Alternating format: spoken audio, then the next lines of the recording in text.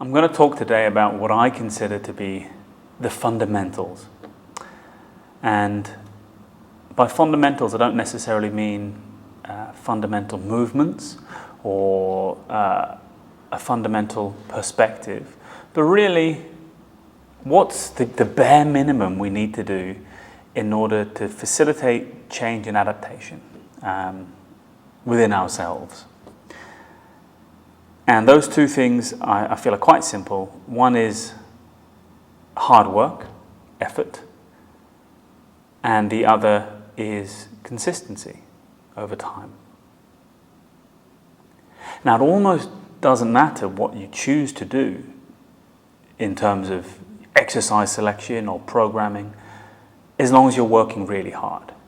People have made fantastic gains and increased athleticism doing all sorts of different training methods and using different training philosophies, doing different sports, using different mental or spiritual practices over the course of human history.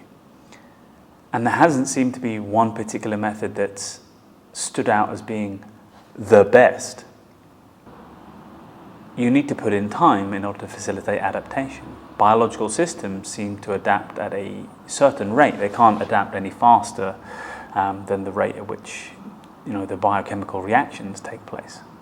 So my only preference is for finding something that you will be able to do consistently and work hard at. And so what I find myself having to do with people is to sort of problem solve a little bit and help them find things that they can do without any special equipment, without any excuses not to do it. Something simple, flexible, and adaptable. And so it does require a little education and a little willingness to explore and play. But I have a few simple concepts I like to use, especially when training bodyweight exercises with minimal equipment, that I think are really useful for people. And I'll see if I can go over some of them and see how helpful they are. The first is looking at leg training, especially from a perspective of rehabilitation or coming back to exercise, or someone who's relatively new to strength training. And all we do is we have a few variables. We can have a step we use, where we can step onto it. We can use a stack of books. We can use an actual physical step outside. We can use a wooden box. We can use anything that you have in your environment that can be useful. Or we can just use the floor.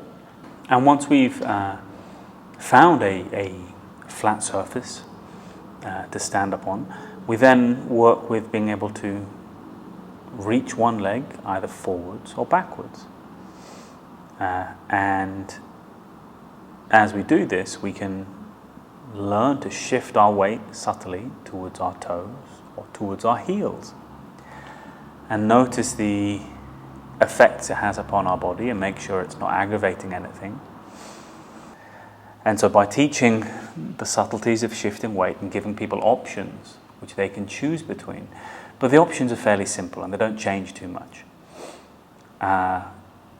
They can allow enough diversity of training to generally find positions which are less aggravating. Oh, if I reach forwards and my weight is on my toes, it hurts my knees somewhat. Well, what about when you reach backwards? Oh, no, that one feels fine. Okay, good. We're doing that one. It gives enough freedom for people that they almost don't have an excuse to themselves. And it's very accessible, that it can be done anywhere. For the upper body, it's largely the same principle. How do we work on pushing better and finding an accessible way to get people to push? It's largely the similar principle as we've just talked about.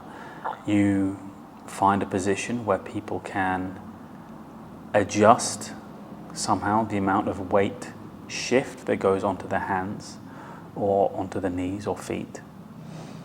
And if they want to make it harder, they'll shift more weight onto their hands.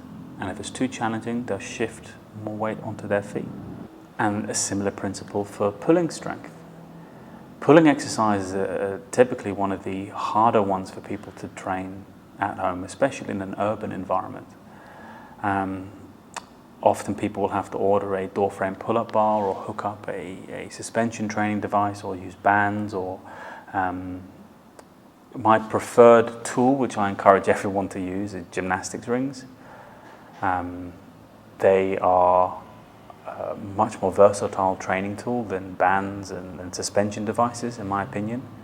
But using gymnastics rings, you can work on stepping towards or away from a position, and you'll notice that, oh, if I walk that way it's harder, if I walk the other way it's easier. And you realize that if you go to one arm versus two arms, it changes how challenging the movement is. And you realize that, you know, you can easily scale up and scale down exercises effortlessly with a few minor adjustments, because you're not worried about how many kilos you're lifting in any of these movements. You're not worried about how your form looks in any of these movements. All you're really looking for is working hard and being consistent with them. And so while I've mentioned that these two things that are really important, movement and exercise are really a vehicle, the medium through which we can learn so many things about ourselves and learn to communicate, engage, and interact better, both with ourselves and with the world around us. Hopefully I'll see you next time, and hopefully I'll continue to put out some content that some people find value in. Thank you for watching.